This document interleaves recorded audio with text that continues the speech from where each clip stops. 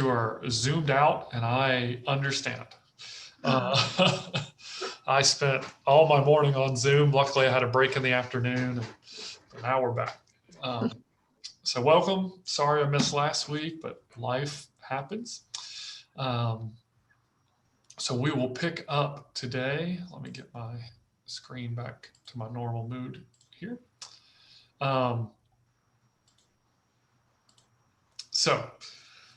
We're going to be picking up in chapter 1. I believe we stopped at verse 16.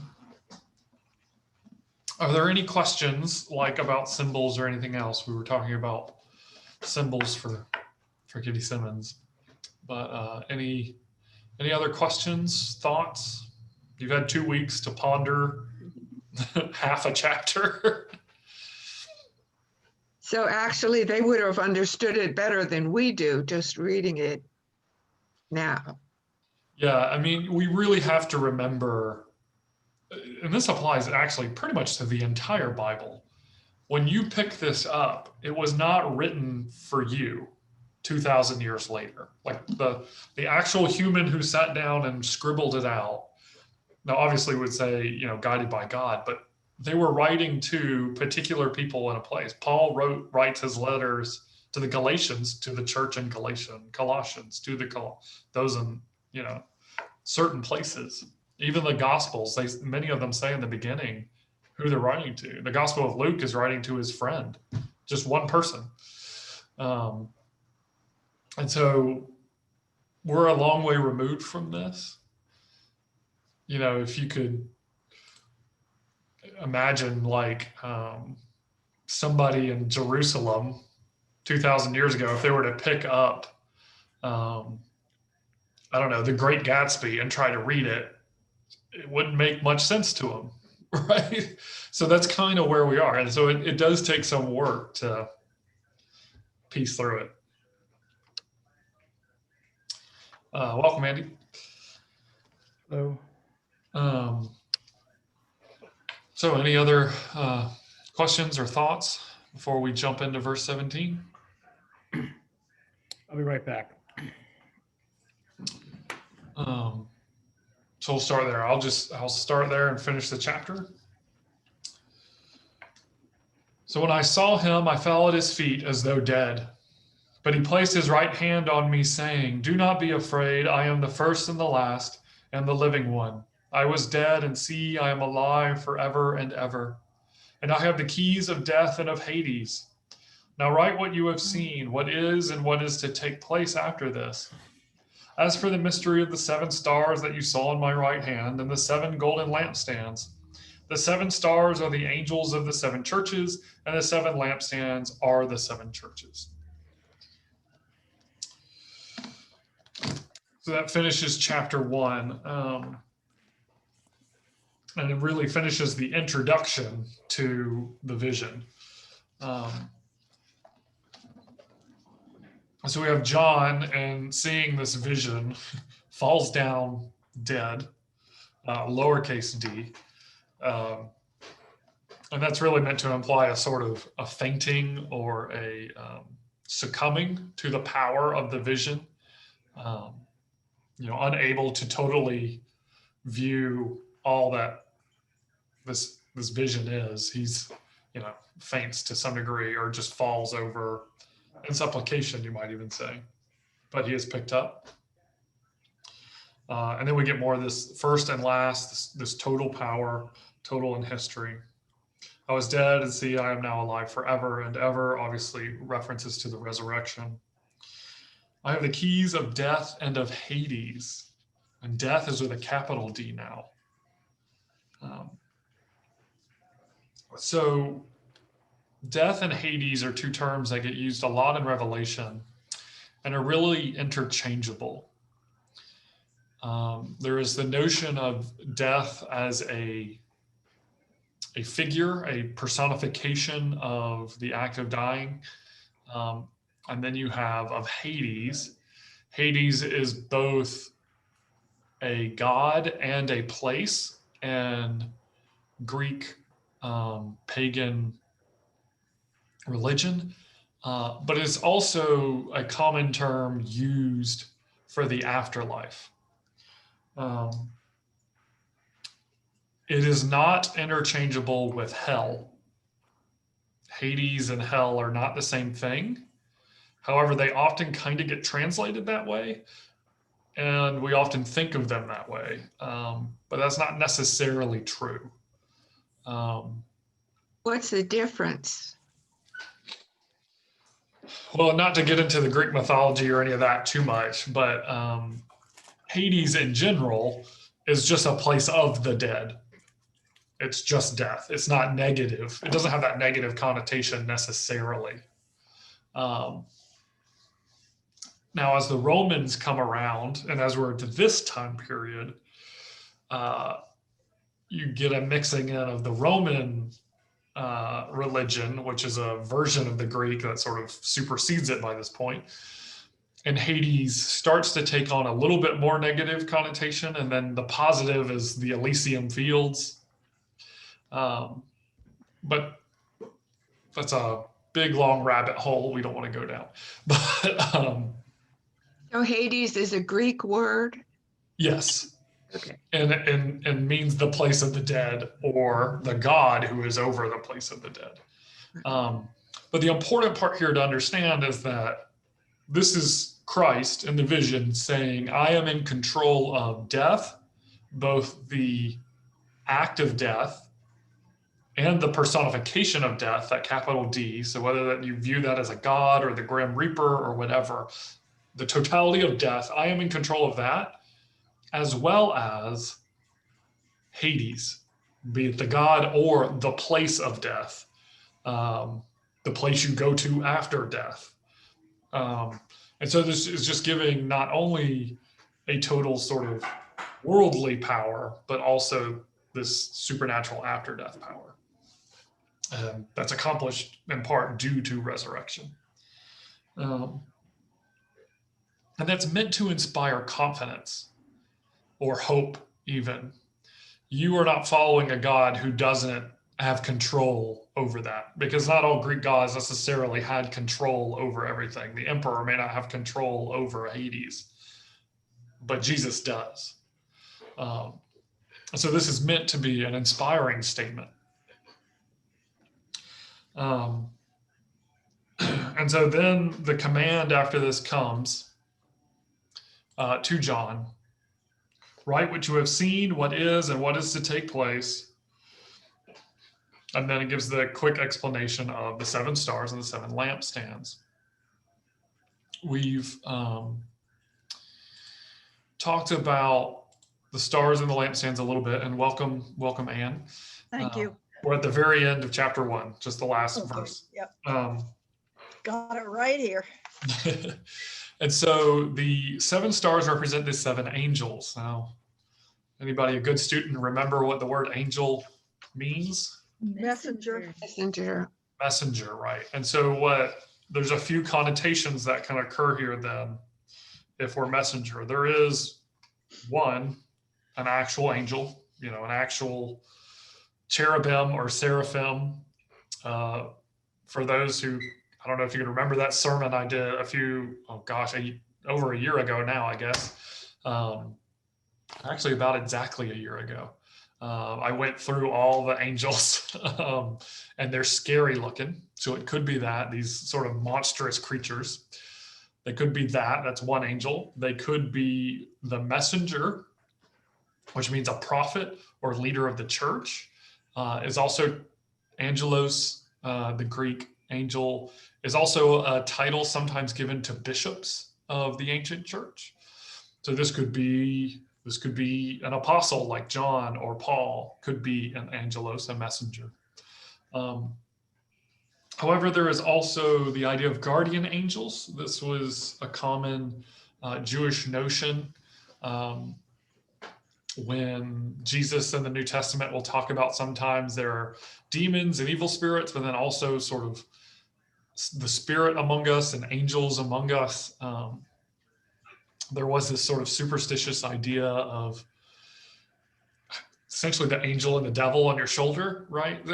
One telling you to go one way or the other. This is sort of that's a silly way to explain it, but that was that idea of these things pulling at you that exist. They would have called them things like jinn, which was what became genie in our language. And jinn become a really big deal in Islam, and so all these notions are there though early on. And then lastly, another way to interpret messenger, this angel, is that there was also the belief that the supernatural realm, both in Greek and sort of the Jewish religious culture of the time, partially because they were so close to the Greeks, believed that whatever there was on earth, there was a mirror image of sorts in the supernatural realm or the heavenly realm or in Hades.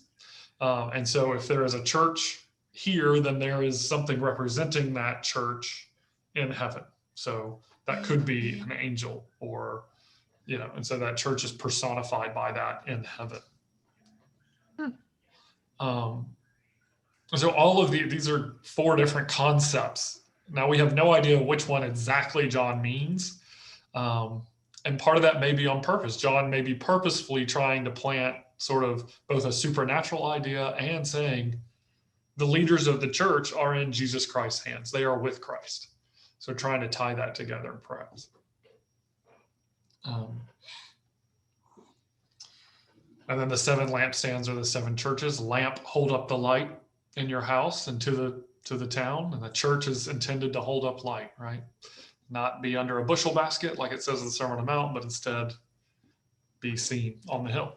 A lampstand's nice, tall, can be seen. So that brings us to the end of chapter 1.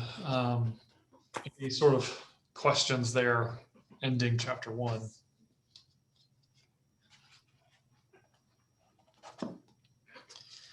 Okay, so now we're going to get to chapter 2, and we're probably only going to read the first 7 verses. We'll see how far we get. Depends on how interested you are in Ephesus. If you're not interested, we'll read more. But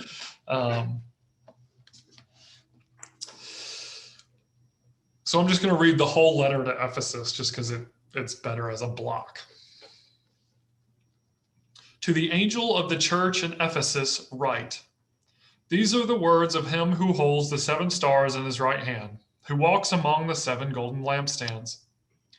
I know your works, your toil, and your patient endurance.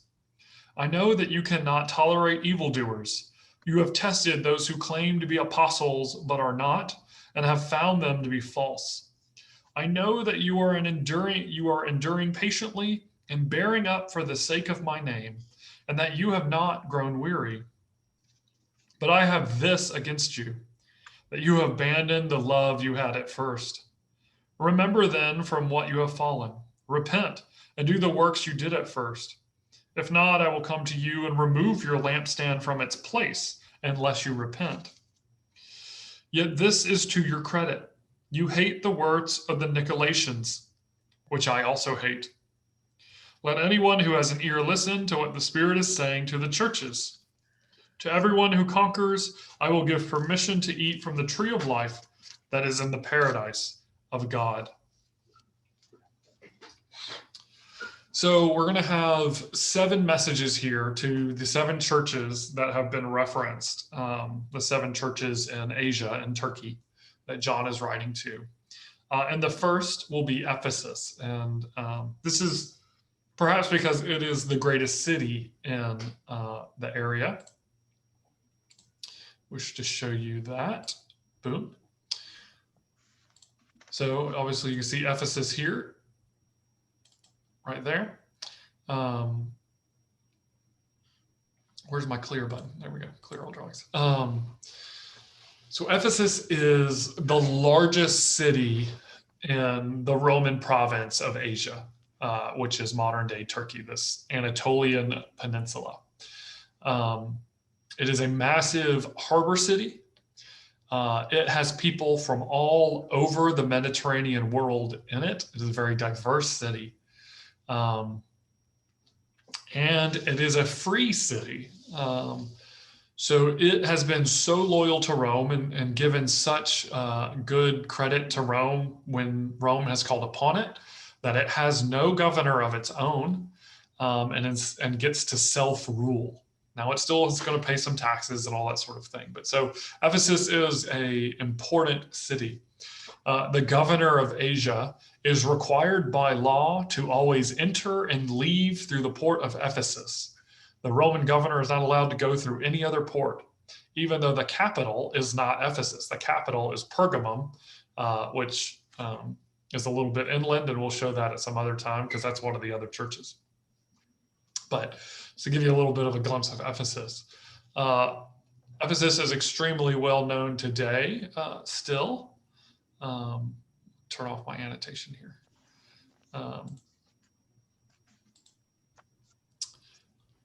This is the library that was in Ephesus that would have been standing at the time. Wow. Yeah, I mean, you can see the people standing there. This was huge construction. So Ephesus is a massive city. If you ever get a chance to go on Roman ruins, do it. It's worth it. I've been in some in North Africa. They're very cool. Here's their town amphitheater. I mean, look how big that is. I mean, that is huge. Could you put the library back for 1 second? Sure. I like to keep track of it. Okay, thank you. So then the amphitheater here was obviously very big, could seat a lot of people. I mean, you could seat thousands of people in this thing. Wow. If you could see down here on the left, this would have been a lower sort of orchestra pit, for lack of a better term. There wouldn't have been an orchestra, but the actual events would have taken place on top of these columns. There would have been a stage on top of these columns. And so you would speak out over that. Ephesus is well known in the ancient world as a harbor, but also because it was the home of the ancient temple of Artemis, which is one of the 7 ancient wonders of the world. Artemis in Greek, or Diana in Latin, Roman, is the goddess of the hunt. It's the goddess of harvest and fertility. She is commonly sort of considered one of the oldest parts of the Greek pantheon. And so is a extremely influential faith in Ephesus. The pagan cult to Artemis would have been extremely strong and was for hundreds of years after this point. Even when the Roman Empire turned Christian, the Temple of Artemis and the worship of Artemis and Diana would have been heavily practiced for a long time. And then you also would have had cults to the emperors and things like that, because the emperor is worshipped in many ways as a god themselves. Not quite to the level of a pharaoh in Egypt, but pretty close. So that's the town of Ephesus, give you an idea of where we are.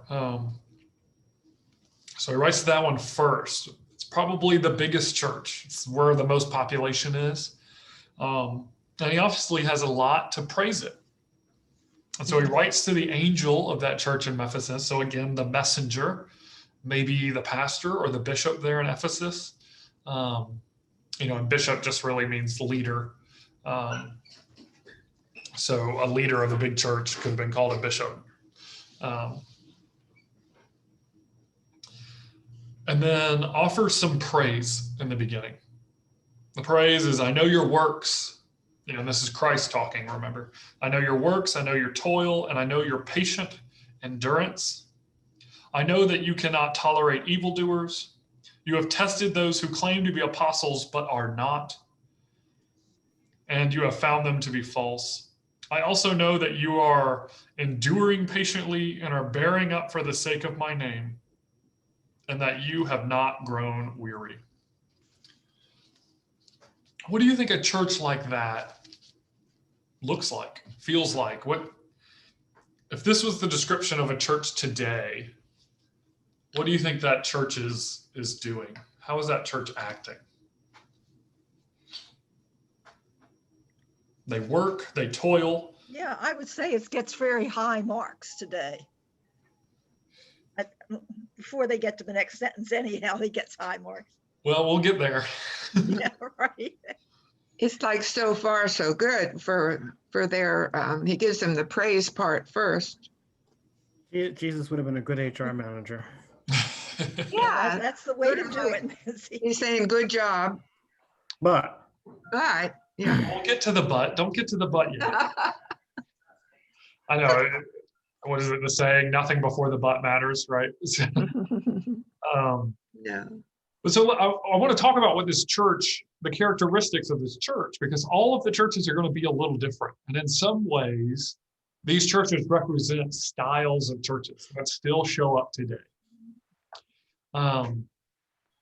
So we have a church here that is known by its works and its toil. So it's hard work. And then patient endurance in that first sentence. So to me, what that says is this is a church known for its mission works, for its labor in the community, for its good action, for its good works. And then it also has patient endurance. So that means it doesn't jump into things hastily. It doesn't get caught up in any sort of storms. It doesn't, it is able to endure difficult times. Now remember, this isn't a time of the heaviest persecution in Christianity, but it's not exactly the lightest either. And in a Christian church and a town like Ephesus, where you have people from essentially all over the world, and then the seat of a strong pagan cult to Artemis/Diana, Christians are probably not, the big group that everybody's talking about how great it is to go to church on Sunday. Besides, they would have gone to church on Saturday, but still. No, I can't even, it would be hard to even describe what it would have been like. It would be some small religious sect that you've never heard of in the middle of Baltimore. And there's only a few dozen of them worshiping. And they're probably not worshiping in a public building. They worship in some big house that somebody's let them use. So this church, though, they're still doing what they need to do, and they're doing it well. And they're able to push through. They're not letting those things, take away from their ministry. And that's good, Kathy. You're good. And then also they have another knack. They do not tolerate evildoers, and they test apostles and are not fooled by them. The word apostle means teacher. If angel means messenger, this means teacher. Disciple is student. So what do you think a church like that is? What kind of church does that? Basically, as I said before, it's as a leader, it gets good grades. Leader in the community. Well, and it's a congregation that is confident in its beliefs and in the beliefs of the religion as a whole, so Christianity as a whole, that when they get teachers who come in, a lot of teachers would have traveled town to town, they are able to figure out whether they're good teachers or bad teachers. And I don't know how many letters of Paul you've read before, but there is a lot of conversation in the New Testament about bad apostles. There's lots of them. So they would be evaluating that based on Paul's teachings. Yes, also some of John's teaching and other letters from Peter in Jerusalem as the sort of head of the church in general. What we witness, what we have are Paul's letters. And so we know Paul wrote tons and tons of letters. He wrote Ephesians, to this church.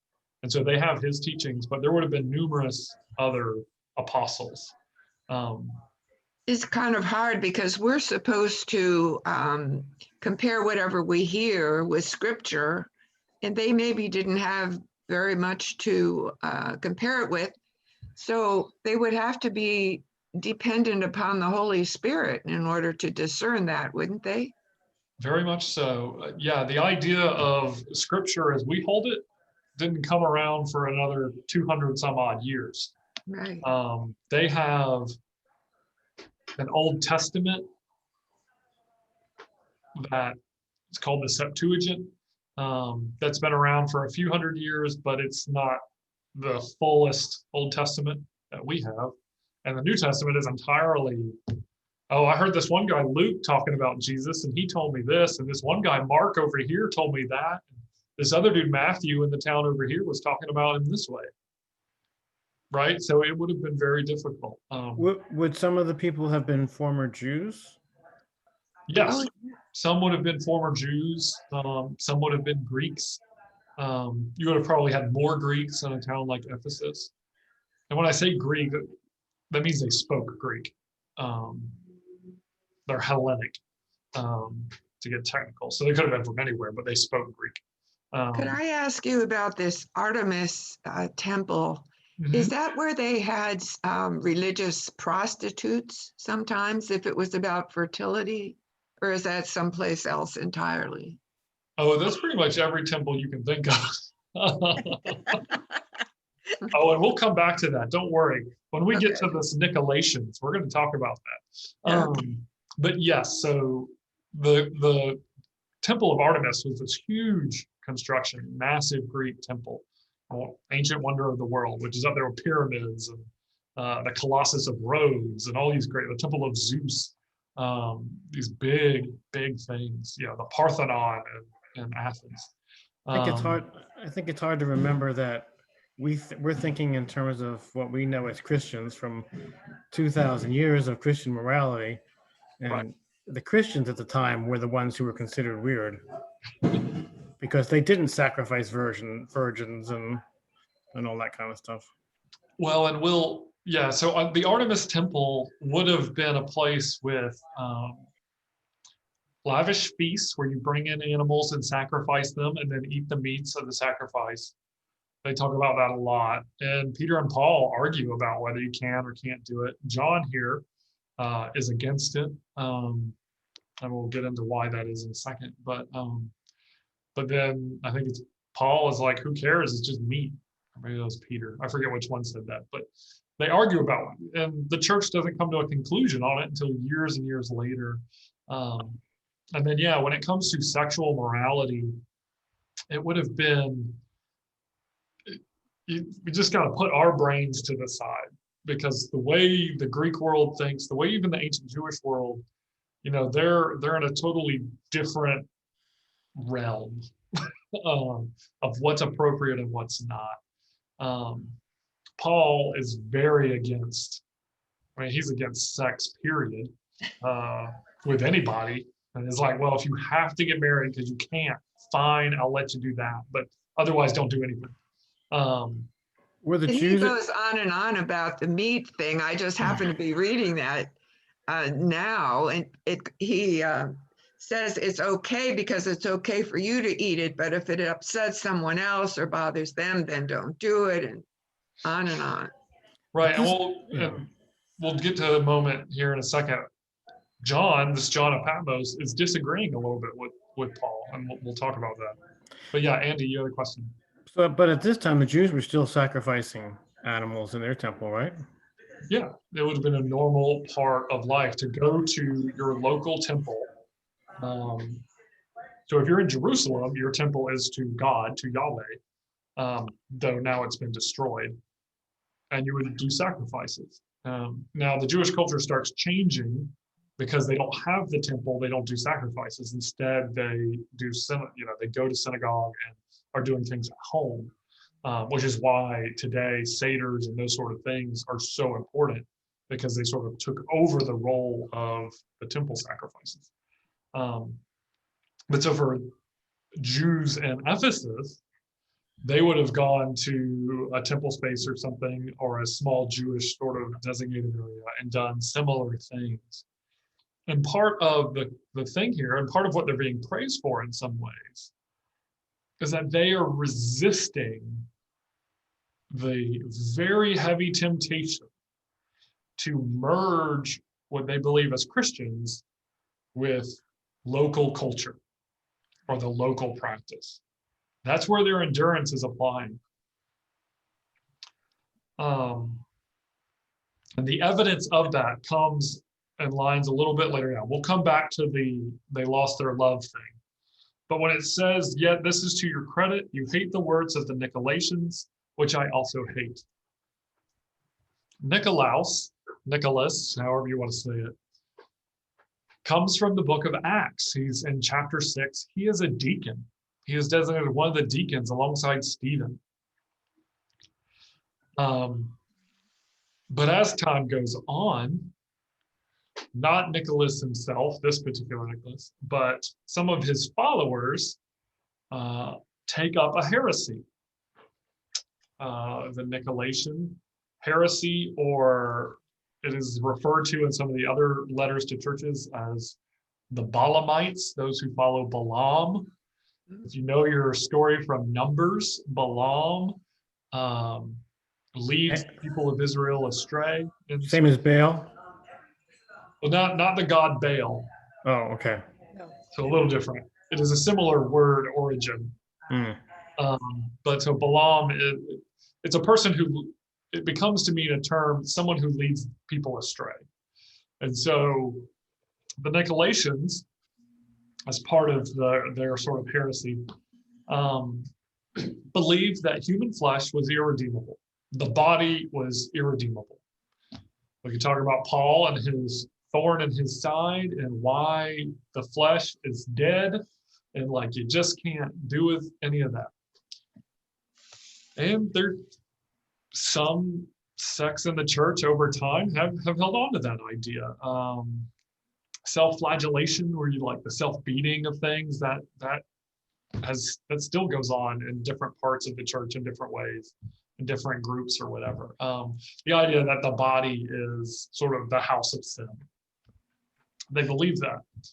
But then they took on the idea that Paul wrote about, that law is death. You can't live under the law. And you are freed by grace. You have Christian liberty.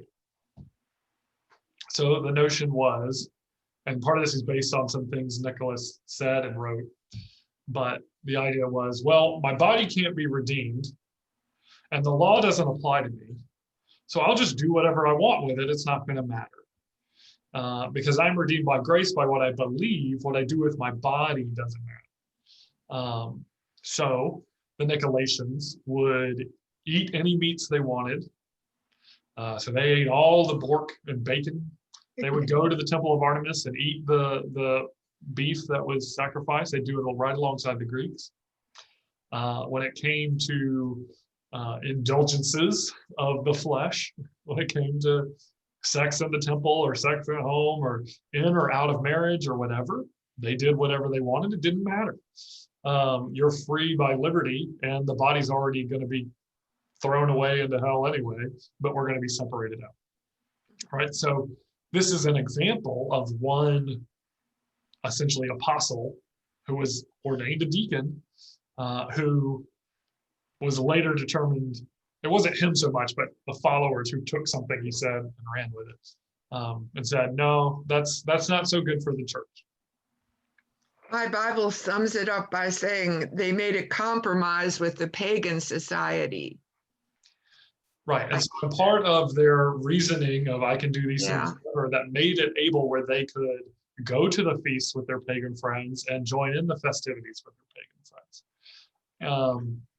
And so the Nicolaitan culture was more like the Greek pagan culture. And so they viewed marriage in similar ways and things like that.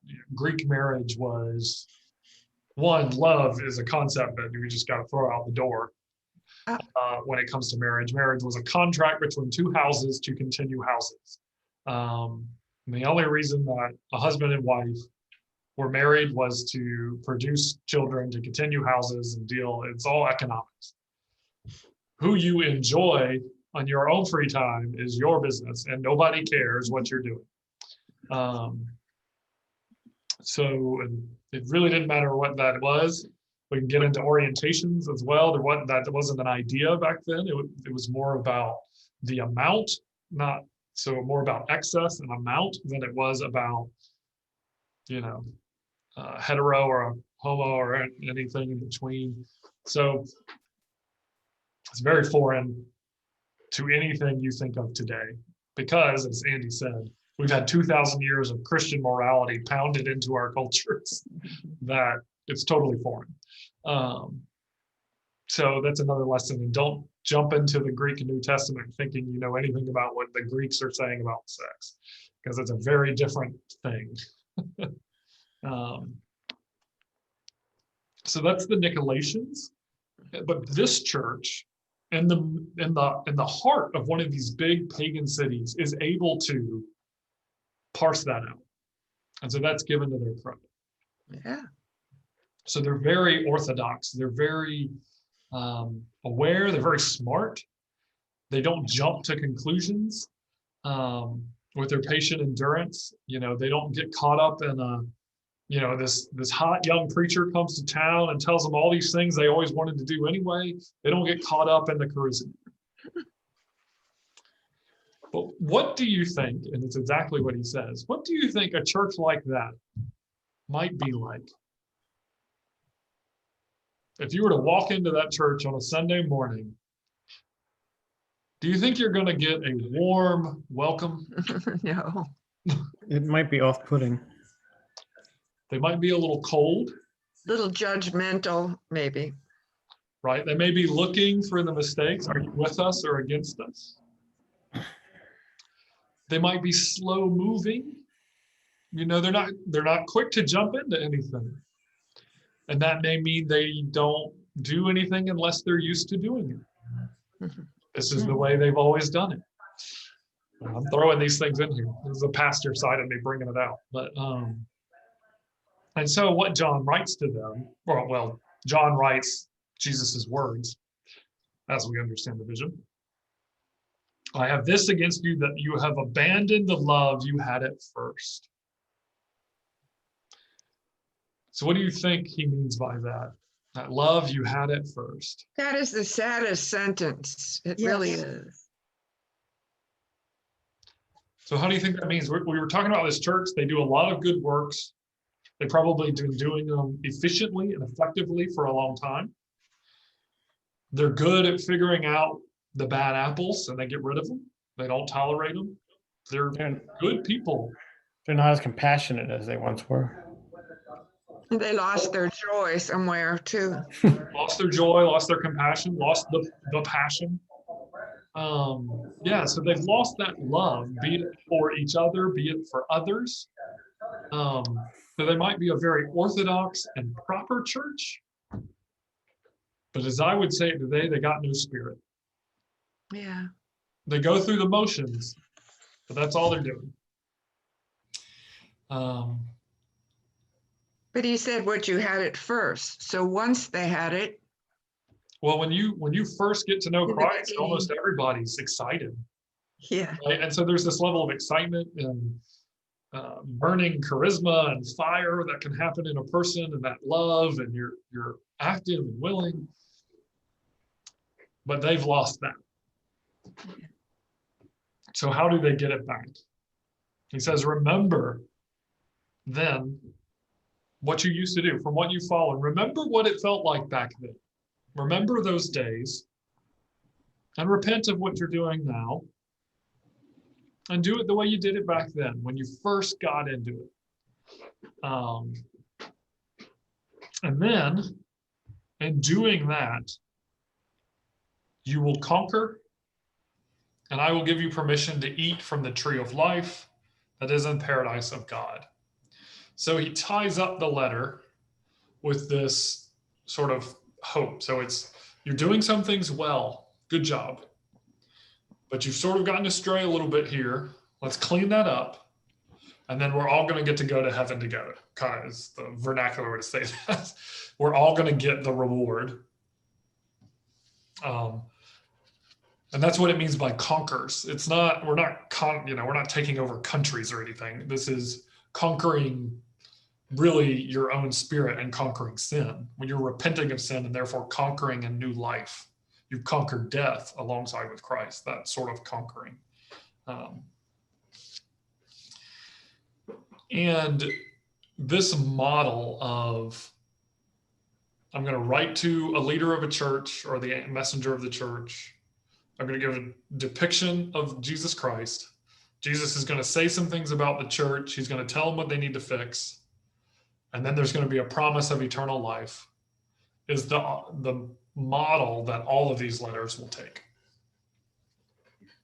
And is part of why, yes, the letters are written to the individual churches, but they're also sort of written to the church as a whole. Partially 7 churches, 7 means wholeness. We're writing to the church body, the church universal, as we would call it today.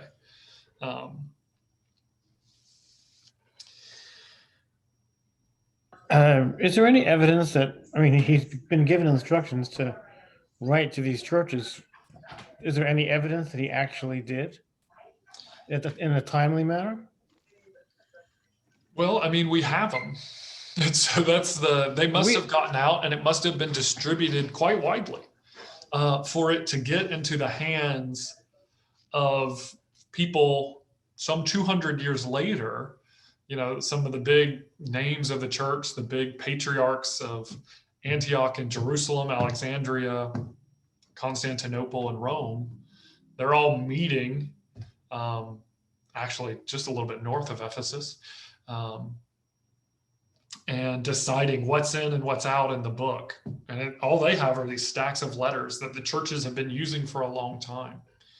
And so probably around 100, these got out of Patmos. They got probably first to these 7 churches, but these were big churches connected in essentially a heart of the empire.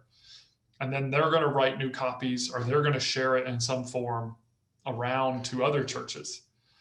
And for it to last 200 years to get to somebody's hands meant they had to think this was pretty awesome stuff, pretty good stuff.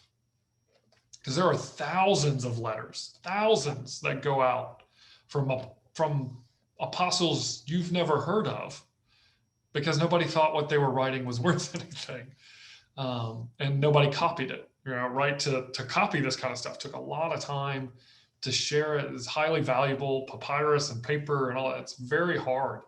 So the testament that we even have it now is because it must have gotten out. And things like the Dead Sea Scrolls, now that's obviously the Old Testament, but are evidence to sort of how difficult it is to get these things out, how they don't survive for long. Those are only preserved because there's like a salt cave in a corner. And even when we read them, it's vastly different than much of the other older texts we have in the Old Testament. There's whole translation differences, whole sections missing and added, because they pass through so many hands. They get rewritten a bunch of times. So I hope that kind of answers it, but it's not a true answer, really. We don't have like a hard copy anywhere, but it must have gotten out. So any other Ephesian questions as we look over this letter to Ephesus?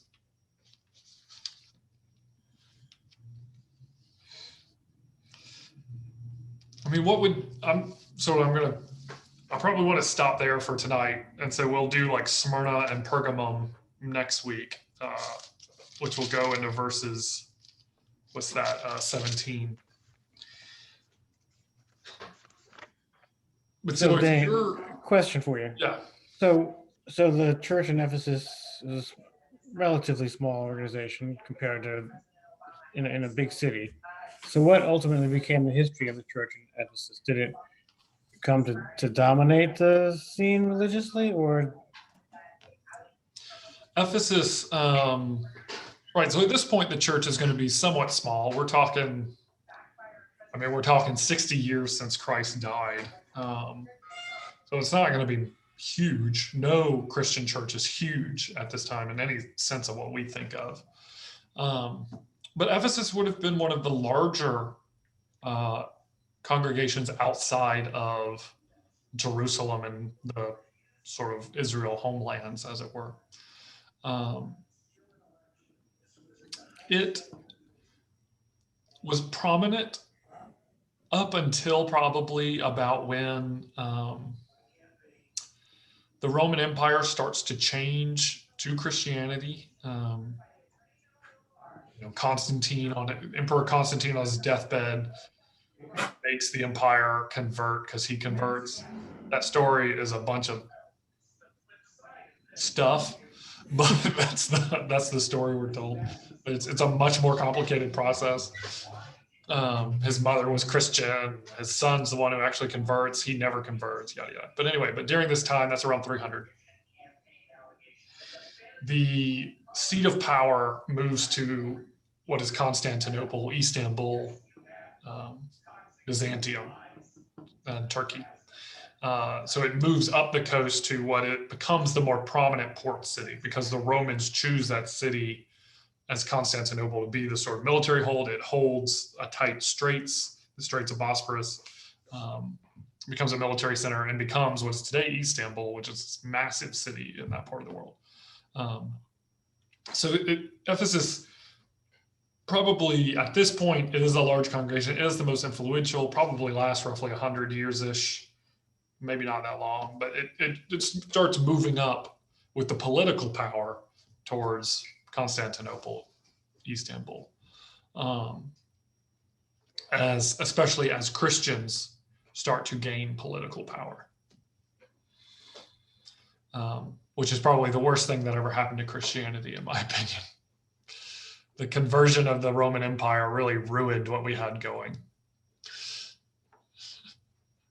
because we were this small group of people who were, die hard and believed in it, and were slowly converting everybody true believer style. And then all of a sudden, this one emperor says everyone must be it, and so then we just flooded it with a bunch of people who were doing it for political gain and whatever. It kind of ruined our little.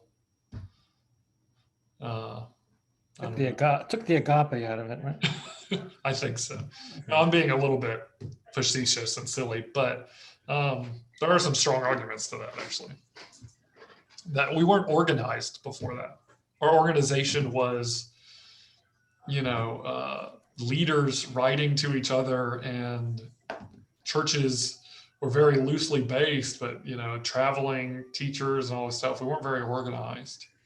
And as we got organized, I think in some ways we lost that love we started with to get kind of what John says there. But yeah, one of the questions I wanted to ask, so if we're not saying Grace is the church of Ephesus, but any church that sort of has those traits like Ephesus, how would we, modern church, take John of Patmos, Jesus's and the visions advice? How would we get the love back? How would Grace get the love back if that was our problem? Or any church, really. That's just the one I'm sitting in. So. That's a tough one. I mean, the new model is, churches that are revived have gone to small group format, where there's many small groups that kind of build that small group spirit and revives in that manner. That's the current model. Yeah, sort of revive that small family feel almost, these little pockets, and then utilize the energy of all of those to work. And that model is a little bit like what Ephesus would have looked like. It would have been these small, little home churches, and maybe one big house they all kind of come to every now and then, small pockets of people in a much bigger place. And that was Methodism's early start as well. I mean, and you could go back to more simpler forms, you know, less structure, more, you know, more emotional, I suppose. Yeah, and I mean, and that's where part of this too is John's not asking them to stop doing the other stuff. He's not saying stop doing the works. Don't stop being picky about your teachers. But you just need to have a little more love when you're in the middle of all this. Don't be so cold. Be hospitable, um, and love for Christ and each other. And so there's a sort of, yeah, I think sometimes a lot of churches get hung up in what I would call a seeker church, which is this very exciting worship. Now, it can be traditional or contemporary, but it's just a very exciting and sort of emotional worship. But it tends to be kind of shallow, and you don't get to get very far other than the very sort of beginning of faith. And then you might have, I don't even know what you would call it, the more mature church, but older church perhaps, that is very well versed in its faith. People really know what they're doing, but it's just stale.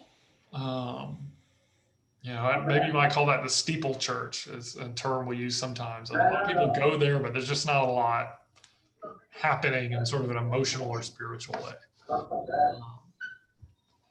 And so that's the balance. So much of a format, we always have 2 or 3 hymns and this and that in a certain order, in a certain way. Well, in Methodist, I always the think reason method is in our word. testimonies are so exciting. Testimonies are the fire. Yeah, it's there is something to be said for spontaneity every now and then, but then also not getting carried away with it. I mean, Methodists, we are very guilty of having methods. I was at a district meeting today and explaining some of the finer details of, I misplaced it. How did I miss? Oh, here it is.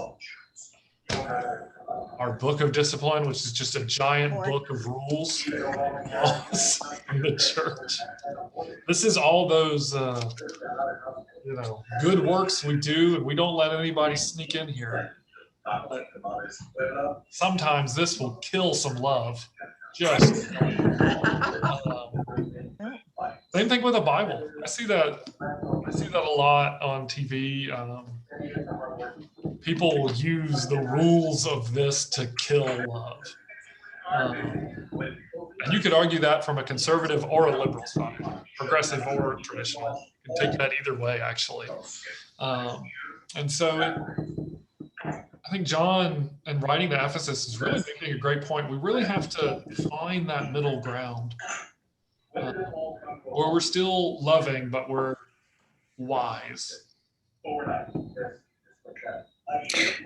Dane, I've never thought about this before, and this can be anybody's question, really. Do we have any records at all of what worship would have been besides a communion? I assume there would always have been a communion at an early service. So we do have some records written from some very early days. I think the first one we have is what's it called? I think it's by Diocletian or something. It's like 180 or 200.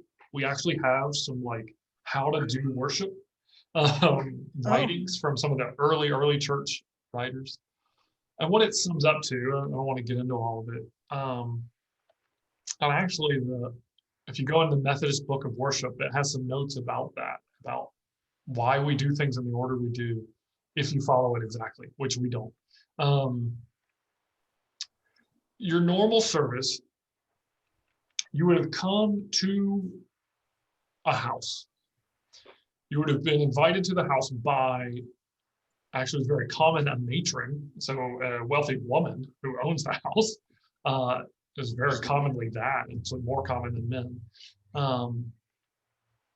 And you would have come as slave, free, rich, poor, and stood all around a teacher. Your teacher may have stood or sat. The traditional thing would have been to sit in the Jewish faith. Greeks would stand in an amphitheater, perhaps, but they're going to do it in a home. And you're going to come in, you're going to greet each other, you're going to pass the kiss of peace, and you're going to kiss everybody right on the mouth. Oh, Because COVID wasn't a problem. That's right, Black yeah. plague was and other things. But again, our sexuality and understanding, we're very prudish, especially in America, about some things, whereas it was no big deal. And the reason for that is your family, even the visitors, even the guests, your family. Slave, free, rich, poor, didn't matter who you were, didn't matter race or anything. They're going to kiss each other because you're family. So that begins. There's going to be sort of a time of communal prayer, maybe, and then that's going to move into the teaching.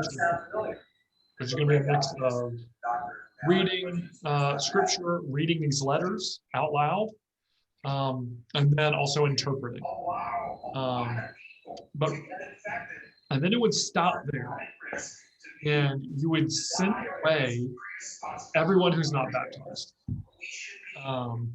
They would leave, and then the service would continue with communion and some more prayer and some more teaching and reading a letter like this that's more intended for inside of the church than it's outside. Wasn't the communion, though, could be more like a meal, actually, though, right? Right. So the non-members that unbaptized leave, and then you have a much smaller group now are going to sit, and it's going to be more like the Last Supper or a meal. That's definitely not going to be what we do, where everybody lines up in this orderly fashion.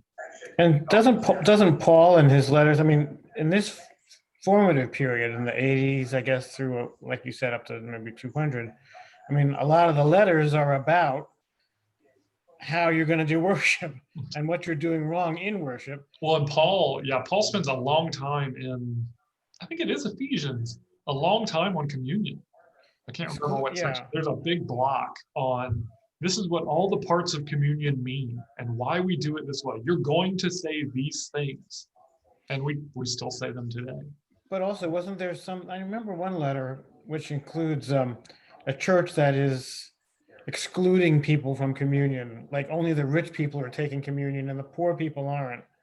And he chastises them for that. Well, and he chastises them saying, all brothers and sisters are welcome. But what that means is everybody who's been baptized. They were very exclusive about if you're baptized or not. There would have been catechism, sort of you would have been trained in what it means to be not Jewish, but in what was originally called the way. When they talk about in Acts, when Paul first writes, Christianity is called the way. And so that it would have been a year-long process, and it almost always culminated with either Easter or Pentecost, depending on where you were. Christmas is a tradition. The birth of Christ isn't celebrated until hundreds of years later. And even Easter, it takes a little while for that to kick in. What they really the annual celebration of the church was Pentecost. That was the very first big celebrations they did every single year.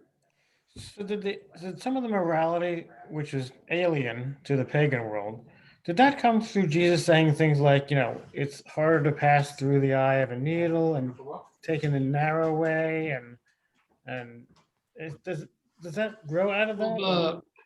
The morality is tough to talk about in such general terms because it's not foreign to the pagan world at all. The Stoics and Aristotle and Plato and Socrates, all of them would have said you shouldn't be sleeping around because you've got better things to do with your energies, right? So the ideas that influence Christian morality are coming from a lot of different places. Obviously we can go to the Old Testament. There is a long tradition of certain morality, but not everything is clear cut. You can go to the book of Judges, and if you're lying, you are praised by God. Liars are good. If you're clever and deceitful, that's a good thing. But that's about survival. Surviving is good. And then, of course, we can talk about Solomon's got 1,000 wives or 300 wives and 1,000 concubines. Let's talk about that sexual morality. It's a whole other bag of chips. And then there's David. Right, right. And David cheats. Well, he gets it for that, though, right? So there's a lot of influences, and then so the Gospel of John is so extremely Plato writing. Like, it is Plato philosophy put into Christianity. Like, it's so obvious that John studied some Plato or got it from somebody or whoever wrote it. And we can get all that another day. But the on the street morality would have been far more. I hate to say loose, but it would have been far more geographic. Every town would have been a little different. It would have been, one, you're not talking to each other, right? Communication so much more difficult. And also, people are dying. I mean, you die by 40. That's an old age, 40. So, I mean, but when it comes to like who you're sleeping with or how you're making your decisions, a lot of it's based on whether you can afford those kind of decisions. You're not going to have a bunch of girlfriends or boyfriends if you can't afford to have them. So the poor people aren't worried about that stuff. They just do whatever. Most of them are going to die pretty early anyway. So I mean, there's just it's just so different than our world. That's the only thing I really know to say. Dean, I never thought about this before, but you. Oh, I'm sorry. Oh, sorry. I just hesitate to say. You took a pause, and I thought it was the end. Around or something. Like, I just don't want to jump down on that train. Or they're all terrible morality, but that's only because our understanding of morality is so separate from what they did. Their understanding of morality is Greek myths. Go read the Greek myths, and those are lessons on morality. Or Aesop's fables, those are lessons on morality in the Greek culture. But you'll notice, like, sexual morality they don't really consider it a moral issue. It's just a thing people do. Zeus sleeps with everything that moves, swans and stuff. Like, or he is a swan or something. I don't know. Anyway. But Paul was very, very particular. If you, he's saying then you're one flesh and you. Oh, Paul absolutely is. Around. And so that in some ways is a newer thing, but that there are Greeks who are arguing the same thing as well. So Paul's not alone. It's not an entirely unique Christian idea, but it is Paul is a highly educated and wealthy individual at first. He loses a lot of that, obviously, and gets imprisoned tons of times, but he is a highly educated, highly sort of sophisticated person. So the way he thinks and the way Joe Farmer down the road thinks are two worlds apart. And the people Paul are writing to, he's not writing to Joe Farmer on the street. He's writing to the leaders of churches who at this point also must be able to read, and so are therefore also highly educated and enlightened individuals, and are probably, in these sort of Greek traditions of Stoicism or other philosophies where they're abstaining from a lot of that stuff, because there is a lot of Greek philosophy that says the more you indulge, the more you lose yourself, the more you have personal, are able to sort of restrict yourself from things, the more control you have over your life. Paul's all about control. Like, that's morality for him. Do you have control? And I would fault him for that. He's way off the deep end with some of that. He's too controlling. He says you should never be emotional. Christians should not be emotional. Oh, my. All right. It's a sin to be emotional. That's too much, Paul. It's because for him, it was control. He's an Episcopalian. Or Catholic, right? I mean, so but other writers aren't quite the same way. Yeah, John's more emotional, or Jude and Titus, some of the other smaller writers. But Paul is the teacher of the church for a good reason. So anyway, Anne, you had something, sorry. Yes, I never really thought about this before, but you mentioned you used the word son